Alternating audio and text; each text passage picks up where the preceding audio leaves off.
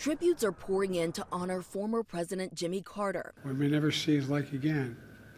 We'd all do well to try to be a little more like Jimmy Carter. In his address to the nation Sunday, President Biden remembering Carter, who was 100 years old, as the longest living president in U.S. history.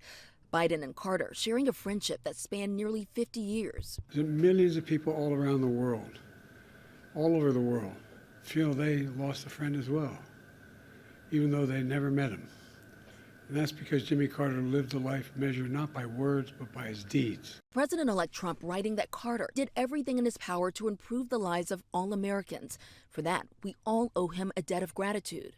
Former President Barack Obama stating, Carter taught all of us what it means to live a life of grace, dignity, justice, and service.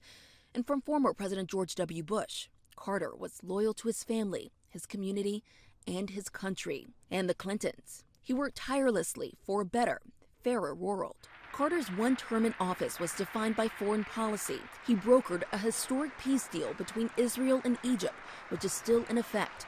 But an energy crisis in the U.S. and the kidnapping of 52 American hostages in Iran played a role in his political undoing. Carter was just 56 when he left the White House. But in the more than 40 years since then, Carter and his wife Rosalind devoted themselves to humanitarian pursuits, both in the U.S. and around the world, with the former president winning the Nobel Peace Prize in 2002 in recognition of those efforts. When historians write the paragraph on Jimmy Carter 100 years from now, what do you want to be at the top of the list? I'd say maybe peace and human rights.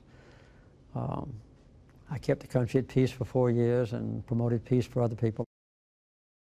And President Biden ordering a state funeral at the National Cathedral in Washington, D.C. next Thursday. Carter will be laid to rest in his native Plains, Georgia.